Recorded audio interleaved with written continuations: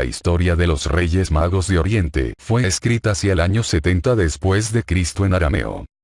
Ese texto no se ha conservado, pero ha llegado hasta nosotros porque fue traducido al griego, que era el idioma más utilizado en la época en la cuenca del Mediterráneo. La historia de los Reyes Magos se encuentra en el Evangelio según San Mateo, 2, 1, 12. De los 4 evangelios, solo Mateo nos cuenta este pasaje, cuando en tiempos de Herodes III el Grande, y habiendo nacido Jesús en Belén de Judea, llegaron allí en busca del rey de los judíos unos magos, magusaioi, venidos desde Oriente, siguiendo una estrella que les guiaba por el camino. Sin embargo, en el texto de San Mateo no se les nombra ni como reyes, ni como magos, ni siquiera por los nombres como los conocemos: Melchor, Gaspar y Baltasar. La idea de que uno de ellos era negro, o que eran 3, es producto de la imaginación o de la literatura posterior. Pero hay otras cuestiones curiosas en torno a esta historia. La larga tradición nos ha traído estos elementos identificadores que no se encuentran escritos. Algunos historiadores apuntan que se puede tratar de añadidos en la traducción griega del arameo a la historia que, escrita por Mateo, fue utilizada por Marcos y, más tarde, por Lucas. Otros estudiosos afirman que se pudo obviar el ofrecer datos tan concretos sobre quiénes eran los reyes por considerarlo ambiguo o comprometido. Algo que parece carecer de base si se piensa que el texto está escrito muchos años después de que acontecieran los hechos. También se ha considerado curioso que los primeros paganos, primitia gentium, los primeros entre los paganos en adorar y reconocer al Señor, que fueron a venerar al Salvador fueran reyes, y lo que resulta más chocante, que fueran magos. La clave de todo este asunto puede encontrarse en el acierto de los traductores latinos del Nuevo Testamento que llevaron el texto a esa lengua, entre ellos San Jerónimo, que en el siglo IV tradujo las escrituras del hebreo al latín, quizá el primero que los identifica como magos. ¿Pero a qué se llamaba magos, magusaioi? En tiempos del nacimiento de Jesucristo, los magusaioi eran adivinos y astrólogos, de origen caldeo, es decir, del área sirio-mesopotámica, lo que desde Judea suponía el este geográfico. Así las cosas, el término magusaioi designaba a los charlatanes que practicaban algún tipo de magia, que practicaban la antigua ciencia de los magú, tribu seguidora de Zaratustra, que reunía las prácticas mágicas, astrológicas o adivinatorias del mundo persa. Oro, incienso y mirra. El oro, el incienso y la mirra nos llevan hasta la llamada Ruta del Incienso, una ruta que se extendía desde el Océano Índico, subiendo por la península arábiga, trayendo hasta el Mediterráneo productos del Asia Central. La única ruta capaz de traer hasta el portal de Belén esas mercancías. Siguiendo el relato apócrifo, esto es, cualquier libro que se atribuye a un autor sagrado, pero no está incluido en el canon de la Biblia, del protoevangelio de Santiago, el llamado Evangelio Armenio de la Infancia, un texto datado en el siglo V OV, y otros escritos, se fecha el nacimiento de Cristo un 6 de enero y la visita de los reyes 3 días después.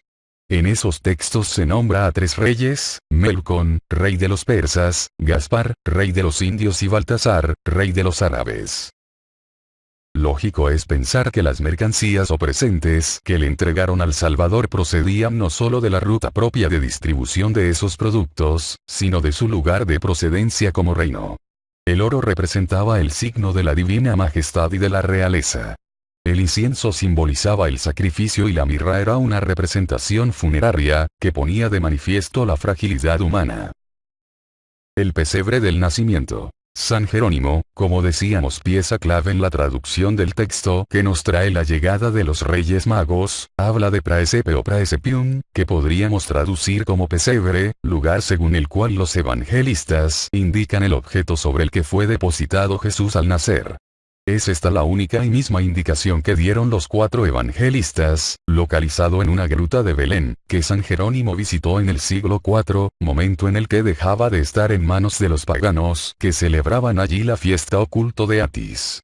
Curiosamente, entre estos ritos se incluía la presencia de un buey y un asno. El pesebre o el lugar de la Natividad, ahora epicentro de la Basílica Constantiniana de Belén, en la que los peregrinos entraban para rascar, de las paredes, el carbonato cálcico que se convertía en una reliquia conocida como leche de María, a la que se concedía el poder de proteger el periodo de lactancia para las madres. Los reyes magos. Melchor, era el rey de Nubia y de Arabia. Gaspar, era el rey de Tarsis y de Griseula. Y Baltasar, rey de Godolía y de Saba. Según la tradición, los tres permanecieron vírgenes toda su vida. Aunque hablaban diferentes idiomas, fueron conducidos en dromedarios, por la estrella, que se detuvo tras 13 días de camino frente al portal, el lugar del nacimiento del rey de los judíos, el Mesías. La estrella les había guiado hasta allí recorriendo un camino sinuoso, extraño cuando, terminada su misión, deciden volver. La estrella ha desaparecido, ya no les guiaba. Otra leyenda dice que tardaron 13 años en regresar a sus reinos, se desconoce lo que les entretuvo por el camino. La estrella volvió a aparecerse, pero como presagio del fin de los días de los reyes sobre la tierra. Melchor murió a los 116 años de edad, Gaspar a los 112, 5 días después que el anterior. Y Baltasar a los 109, 6 después que Gaspar. Fueron enterrados juntos y mientras la estrella brillaba sobre el cielo, sus cuerpos permanecieron incorruptos. Las reliquias de los Reyes Magos. Un 1 de junio del año 1164 Federico Barbarroja ordenó llevar, desde la iglesia de San Eustorgio de Milán hasta Colonia, las reliquias de los Reyes Magos, es decir, sus cuerpos. Fueron depositados en la iglesia de San Pedro. Se hallaban en Italia desde el siglo IV, cuando el noble griego Eustorgio había llegado a Milán enviado por Constantino, habiendo sido proclamado obispo y recibiendo como regalo, al parecer por sus bondadosas obras, las reliquias de los magos de Oriente. El culto a los Reyes Magos en Occidente data del siglo XII. A partir del siglo siguiente comenzaron a desarrollarse representaciones teatrales en torno a su figura. La historia, que había sido compuesta por un sinfín de datos más o menos contrastados, fue finalmente escrita entre 1364 y 1374 por Juan de Hildesheim, un prior carmelita alemán en la Historia Trium Regum, basada en la historia escolástica de Pedro Comestore escrita en el lejano siglo XI. Artaban, el cuarto rey mago. Aunque no aparece reflejado en el Evangelio de San Mateo, la tradición nos habla de un cuarto rey mago, de nombre Artaban. Cierta o no, la historia es apasionante. El propósito del rey Artaban era unirse a los otros 3 reyes en el camino que la estrella indicaba para adorar al niño Dios nacido. Mientras lo hacía, se cruzó en su camino con un anciano que necesitaba ayuda. El anciano estaba enfermo, solo y desamparado. Artaban dudó, si atendía al anciano acompañándole, perdería el tiempo suficiente como para llegar tarde a su encuentro con Melchor, Gaspar y Baltasar. Es posible que Artaban ni siquiera supiera qué reyes estaban en camino, solo sabía seguir la estrella, tal cual estaba escrito en los designios. Artaban decidió atender al anciano y, por lo mismo, se retrasó en su viaje.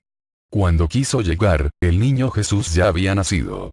Es más, María y José, junto a él, ya habían emprendido el camino a Egipto, huyendo de las atrocidades que Herodes había ordenado, mandando matar a todos los recién nacidos. Al igual que Melchor, Gaspar y Baltasar llevaban oro, incienso y mirra para obsequiar al Hijo de Dios, el presente que portaba Artaban eran piedras preciosas que, lógicamente, no pudo entregar. Artaban decidió seguir los pasos de Jesús, pero no pudo encontrarle. Así que durante su travesía, encontró a muchas personas que necesitaban ayuda. Todas las piedras preciosas que poseía las fue vendiendo para atender a las gentes necesitadas. El fin de la historia de Artaban, una enseñanza noble. La leyenda de Artaban continúa explicando el periplo del rey en busca de Jesús. Una búsqueda infructuosa que le llevó a recorrer los caminos del desierto durante 33 años. Tiempo en el cual, siguió ayudando a todo aquel que se lo solicitara, o a quien encontraba en dificultades. 33 años después de comenzado el viaje, Artaban llegó al monte Golgota, donde había escuchado se crucificaría a un hombre que se decía ser hijo de Dios, el Mesías enviado por el Altísimo para salvar a la humanidad de sus pecados. Artaban solo contaba con un rubí. A pesar de todo, recorrió el camino hacia el Gólgota con la esperanza de encontrarse con Jesús.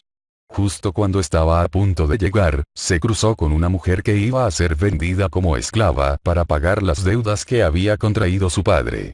Artaban no pudo evitar ignorar tamaña injusticia y, con ese último rubí, pagó la libertad de la joven. Apesadumbrado, Artaban se sentó en la plaza, sin llegar hasta lo alto del monte donde iban a crucificar a Jesús de Nazaret. Fue, en ese momento, cuando el estrépito sobrevino. Tembló la tierra y los cielos crujieron. Allí, abatido, Artaban escuchó la voz de Jesús. Tuve hambre y me diste de comer, tuve sed y me diste de beber, estuve desnudo y me vestiste, estuve enfermo y me curaste, me hicieron prisionero y me liberaste.